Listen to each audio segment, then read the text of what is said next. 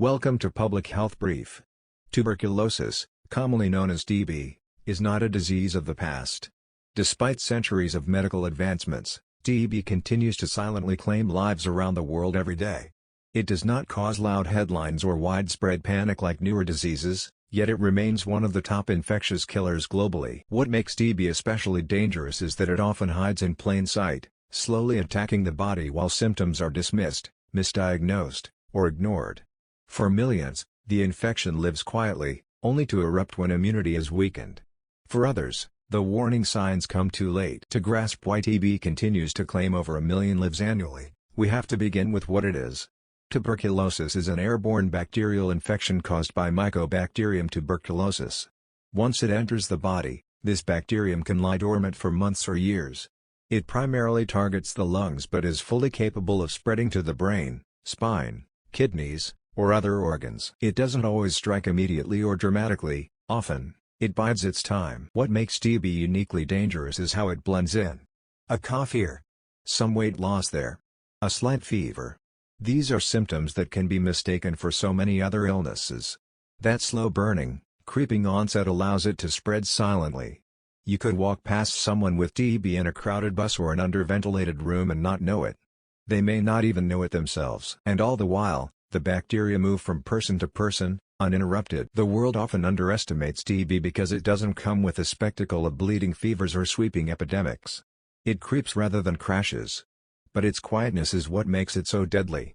Most people don't recognize the danger until it's too late. TB exists on two levels, latent and active. In its latent form, a person may carry the bacteria in their body without showing symptoms or being infectious. The immune system walls off the bacteria, essentially keeping them in a locked box.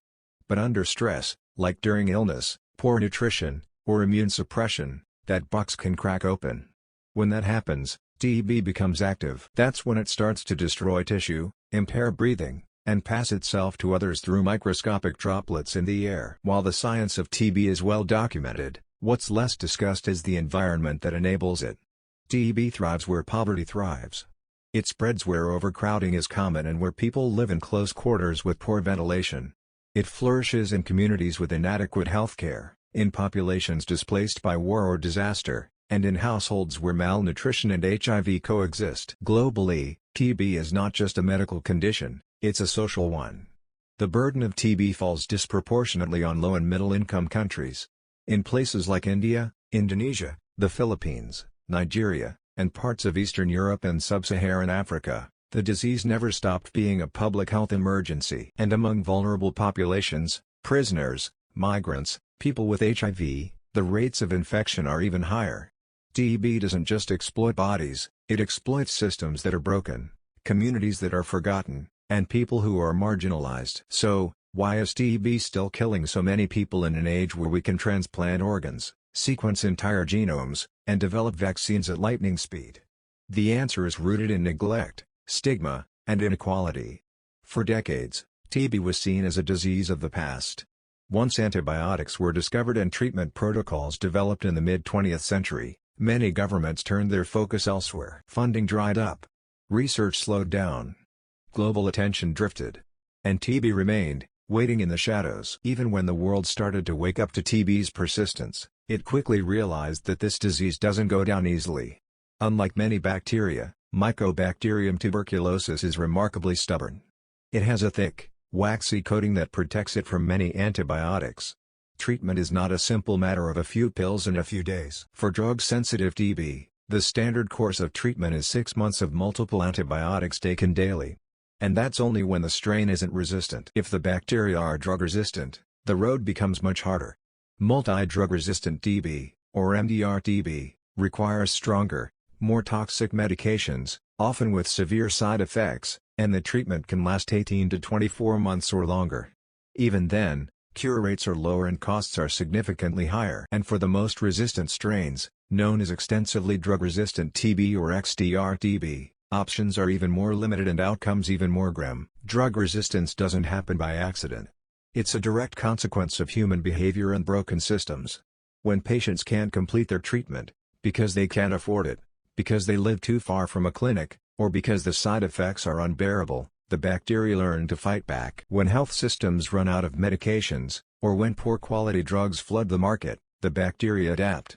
And once they adapt, they become harder to kill. TB care is complex. It demands more than just medicine. It requires social support, public health coordination, and political will. Treating someone for 6 to 24 months is not just about handing them pills, it's about making sure they have the food, housing, transportation, and trust needed to complete the journey. And yet, many TB patients face stigma, isolation, and even job loss. In some communities, people hide their diagnosis out of fear. Others simply never get diagnosed in the first place. Access to testing remains a major barrier in many regions. Traditional methods like sputum smear microscopy are still used, but they can miss cases, especially among children or people living with HIV. More advanced tools like gene expert machines can detect TB and drug resistance in a few hours, but they're not always available in rural or underfunded clinics. Even when the technology exists, the infrastructure to transport samples, maintain equipment, and train staff often lags behind. We also face challenges with TB in children. Pediatric TB is often underdiagnosed because it presents differently than adult TB and is harder to confirm with standard tests. Children are more likely to have extrapulmonary TB, where the bacteria move beyond the lungs. These forms are harder to detect and require specialized care. Worse, when a parent has TB, the entire household is at risk. Babies and toddlers are especially vulnerable and can progress rapidly from infection to severe disease. And then there's the intersection between TB and HIV. These two diseases feed off one another. HIV weakens the immune system, making it easier for latent TB to become active. TB, in turn, accelerates the progression of HIV. In fact, TB is the leading cause of death among people living with HIV. That means tackling one disease often requires addressing the other. Integrated care is critical, yet in many places, HIV clinics and TB clinics operate separately, missing opportunities for early detection and treatment. Despite these challenges, there is progress. Newer drugs like bedaquiline and delamanid have shown promise in treating resistant TB. Shorter treatment regimens are being tested and rolled out, including 4-month options for drug-sensitive TB and 6 to 9-month regimens for MDR-TB. These improvements offer hope, but only if they reach the people who need the most. The BCG vaccine has long been the cornerstone of TB prevention. Given to newborns in many countries, it protects young children from severe forms of TB like TB meningitis. But its protection wears off over time, and it doesn't reliably prevent the pulmonary form of TB that spreads from person to person. That's why researchers have been racing to develop a new vaccine. Promising candidates are currently in clinical trials, and if successful, they could dramatically reshape the global TB landscape. Still, no vaccine will work if it's not distributed equitably. As we saw during the COVID-19 pandemic, science alone is not enough. Logistics, politics, and global cooperation matter. The world's response to TB must be just as aggressive, just as coordinated, and just as urgent as its response to any emerging pandemic. But urgency must start with awareness. The silent nature of TB makes it easy to ignore. It doesn't announce itself with sirens or flashing lights. It doesn't dominate the news cycle. But in households around the world, its impact is deeply felt. Lives are disrupted. Families are broken. Dreams are cut short. Behind every TB case is a human story, often one of strength, resilience, and survival, but also one of unnecessary suffering. The stigma around TB must also be addressed. For many people, being diagnosed with TB feels like a moral failure. They're blamed for their illness, isolated from their communities, or dismissed as irresponsible. This stigma prevents people from seeking care early, from completing treatment, and from sharing their stories. We must change the way we talk about TB, not as a disease of shame, but as a solvable problem that demands compassion and solidarity. Healthcare workers around the world are doing heroic work in the fight against TB. From nurses running DOT programs in urban slums to doctors performing surgeries for TB of the spine, their efforts often go unnoticed. Community health workers, especially, play a critical role in reaching hard-to-access populations, educating families, and supporting patients through long and difficult treatments. But they can't do it alone.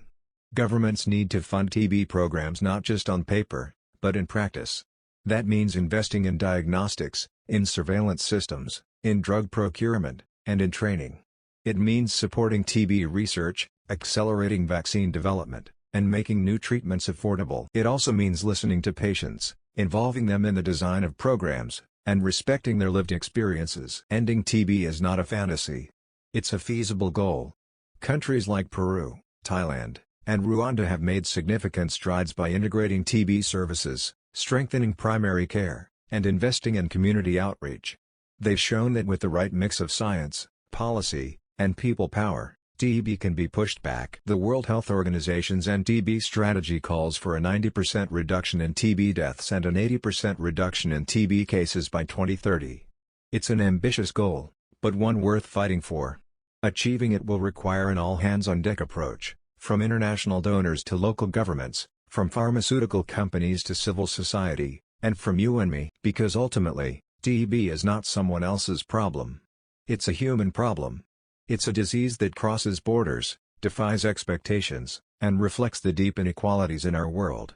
But it's also a disease that has met its match in human determination. Let this be the decade when we stop tolerating TB's quiet destruction. Let this be the era when we speak up for those who have suffered in silence. Let us raise our voices, mobilize our resources, and declare, once and for all, that the silent killer will be silent no more. When we conclude, tuberculosis is not just a disease from history books, it's still here, silently claiming lives every single day. And what makes it even more dangerous is how easy it is to ignore. But now you know the truth, TB is preventable, treatable, and curable. It spreads in silence, but we don't have to stay silent anymore. The more we talk about TB, the more we educate ourselves and others, the more lives we can save. It's time we stop letting this disease quietly win. The silent killer doesn't stand a chance when we speak up, take action, and care for one another. Our recommendation is, if you're watching this, here's what you can do right now to help stop TB. Get tested if you've been around someone with TB symptoms or live in a high-risk area. Finish your treatment if you're diagnosed. Don't stop halfway. Support awareness by sharing this video and starting conversations in your community. Fight stigma. TB is a disease, not a shame. Anyone can get it, and anyone can recover. Stay informed and help others do the same.